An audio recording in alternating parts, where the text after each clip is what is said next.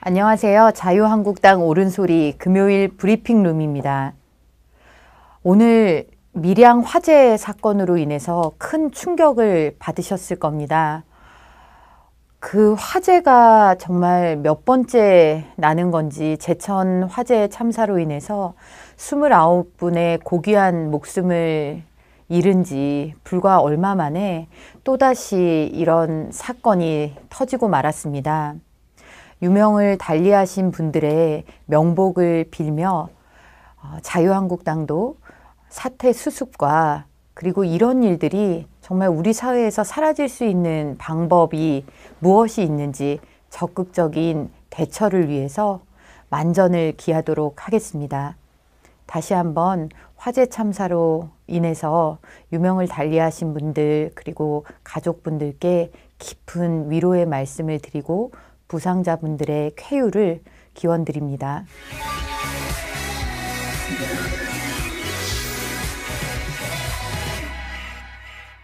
한 주간 참 많은 일이 있었습니다.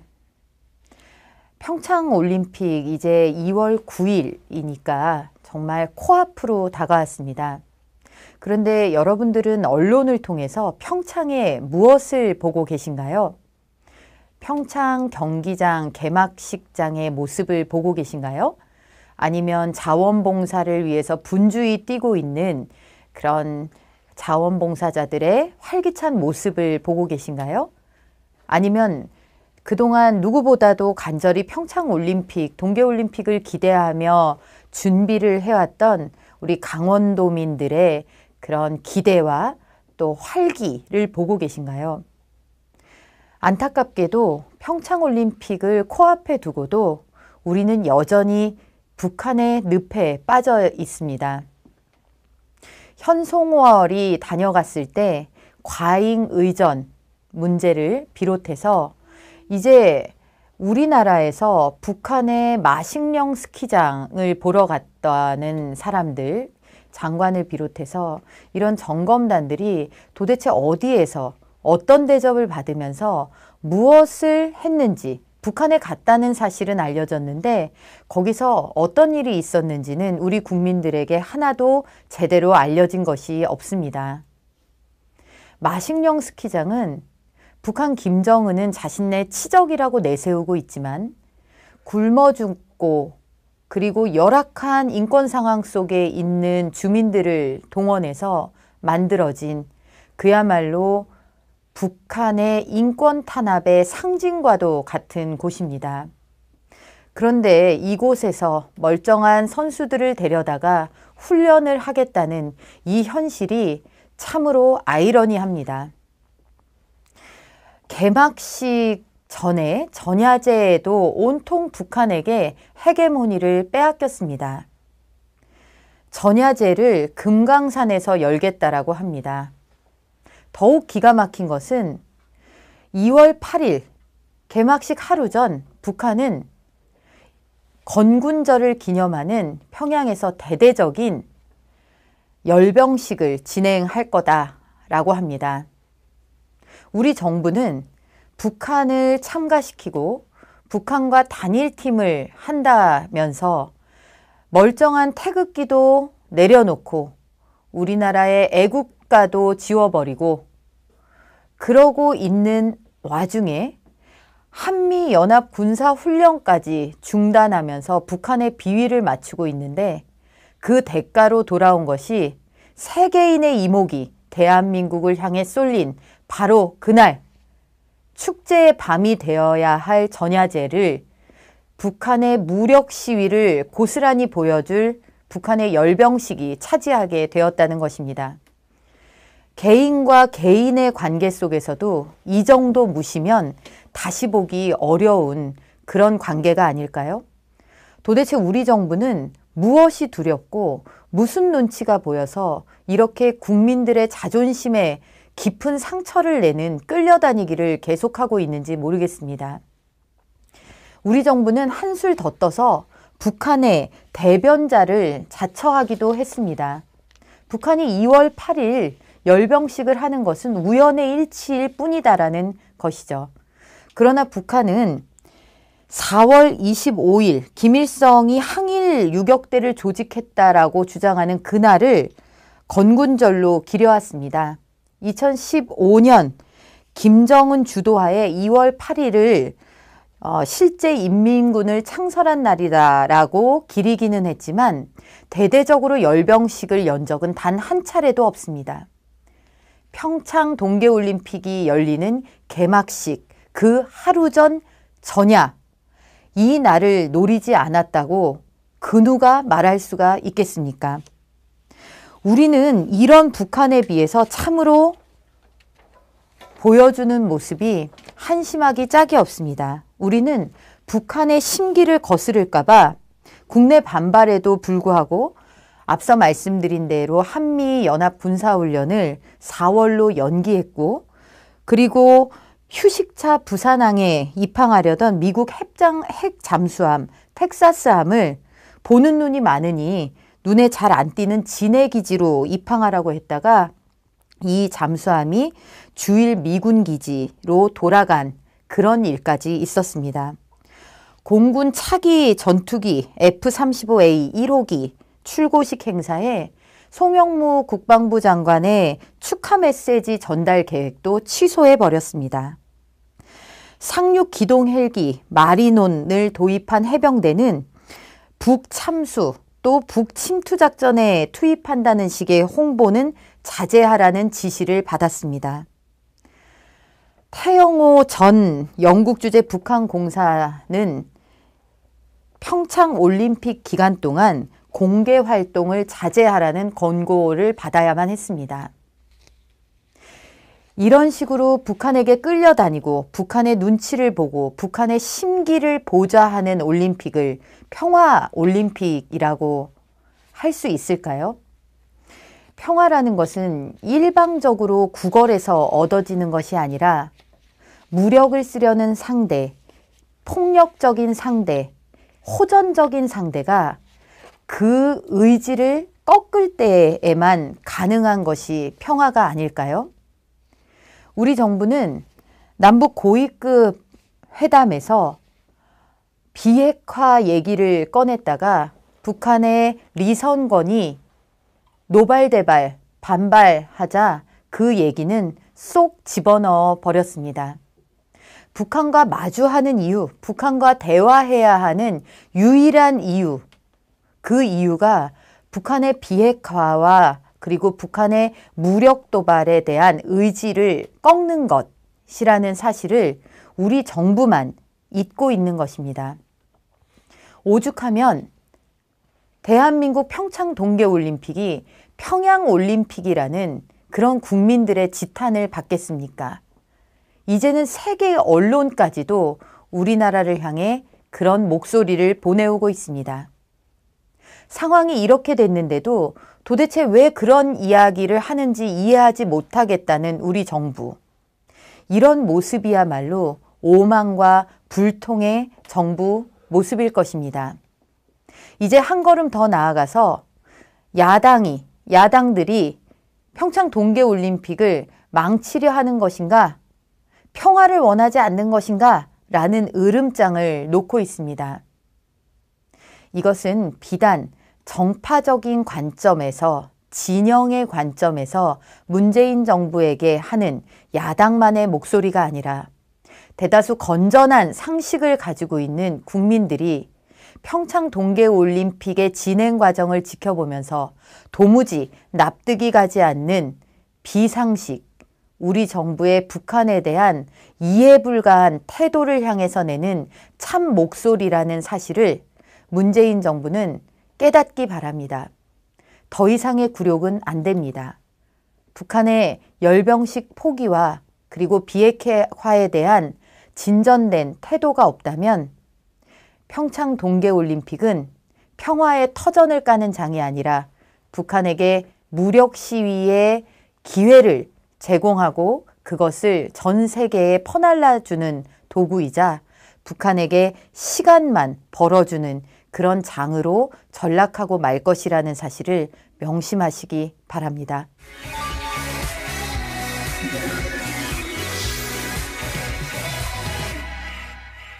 여러분은 문제가 생기면 어디를 떠올리십니까? 갈 일이 없으면 더 좋겠지만 대한민국 사법부, 대한민국의 법원은 결국 모든 문제가 귀착되는 곳입니다. 대한민국 법에 따라서 공명정대한 판결을 내리고 그것으로서 법적 안정성을 기하게 되고 사회가 작동되는 것입니다. 이렇게 중요한 기능을 담당해야 하는 사법부가 오히려 갈등의 진앙지가 되고 대한민국의 법적 신뢰, 제도에 대한 신뢰를 땅에 떨어뜨리고 있습니다. 김명수 대법원장은 임명될 때부터 대한민국 사법부의 정치화를 우려하는 목소리를 많이 들어왔습니다. 그분이 문재인 정부 들어 최고의 벼락 출세자 리스트에 스스로 오른 분이기도 합니다. 자리값을 하려는 걸까요? 대한민국 사법부는 지금 여전히 적폐청산에 골몰하고 있습니다. 사법부 블랙리스트가 있다며 재조사를 해야 된다라고 편향된 조사위원회를 구성하더니 이 조사위원회가 초법적으로 법을 어겨가면서 판사들의 컴퓨터를 강제로 열어본 것도 모자라서 그걸 열어보았더니 결과적으로 그들이 그토록 세간을 떠들썩하게 했던 사법부 블랙리스트는 존재하지 않았다라는 것입니다. 이 과정에서 오히려 진보 성향의 특정 연구회에 가입된 판사들이 특정 성향의 국회의원들과 어울리면서 김명수 대법관 만들기를 했다라는 정황들이 포착되었습니다. 이런 부분에 대해서는 일절 함구하고 입을 열지 않고 있습니다. 그러면서 아직도 미흡하다고 3차 조사에 나서겠다고 합니다. 도대체 대한민국의 사법부가 어디로 가고 있는 건지 알 길이 없습니다. 원세훈 전 국정원장 판결과 관련해서도 청와대와 의견을 교감한 것처럼 그렇게 이야기되는 부분에 대해 법관 김명수 대법원장을 제외한 13명의 대법관이 초유의 입장문을 발표했습니다. 그런 사실이 없다. 이런 사법부에서 그동안 벌어지지 않았던 사태들을 보면서 도대체 이 나라의 지금 문재인 정부의 사법부는 누구를 위해서 존재하고 과연 이런 사법부의 법의 해석과 적용에 국민들이 어떻게 신뢰를 보낼지 참으로 끝을 알 수가 없습니다. 헌법재판소도 마찬가지입니다. 헌법재판소는 30년사를 출간하면서 지난 탄핵에 대해서 촛불 민심에 대해서 헌법재판소가 도장을 꾹 눌러준 것이다 라는 취지의 그런 내용을 남겼습니다. 여기 보면은 헌재 선고는 촛불 집회의 헌법적 완결체다. 그리고 헌재 앞에서 성난 태극기 진영의 군중이 모여들어 파면 결정의 부당성을 외쳤다. 하지만 그 같은 저항은 오래가지 않았다. 누가 보아도 헌재의 입장과 스탠스는 촛불에 그리고 태극기 세력은 그들과 타자화된 지점에 머물렀음이 명백한 표현들입니다. 법적인 엄밀성을 기해서 판결을 내렸다는 것인지 촛불 민심에 부응하고 그 민심에 순응하는 그런 판결을 내렸다라는 것인지 이 30년사를 보면 국민 여러분들께서는 판단이 되실 것입니다.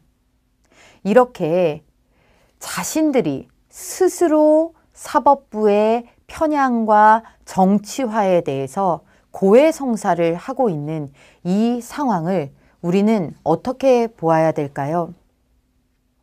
교육이, 언론이 기울어진 운동장이 되고 이제 사법부마저 이렇게 특정 정파에 휘둘리고 특정 진영의 보조자로 전락하게 되면 대한민국의 미래는 안타깝게도 없습니다. 법치가 실종되고 그리고 법에 승복하지 않는 사회는 결코 문명사회, 근대사회라고 할 수 없기 때문입니다. 문재인 정부의 모습을 보면서 국가를 운영하는 주체로서 이 국가의 성공과 그리고 번영을 바라는 것인지 아니면 그들 나름의 잣대와 그들 나름의 편향된 사고에 갇혀서 실험해보고 건드려보고 흔들어 보아서 안 되면 할 수 없고 망가져도 할 수 없고 이렇게 생각을 하는 것인지 알 길이 없습니다. 심지어 후자일 것이다라는 강한 의구심도 듭니다. 자신들이 운영하는 국가를 정말 망해도 좋다 이렇게 하는 정부는 있을 수가 없는 일입니다. 문재인 정부는 한시 앞이 과거가 아닌 미래와 대화하고 갈 길 바쁜 대한민국의 미래에 무엇을 준비해야 하는지 먹거리 그리고 학생들의 교육, 우리 사회의 새로운 도전과 같은 과제에 집중하는 모습을 보여주시기 바랍니다.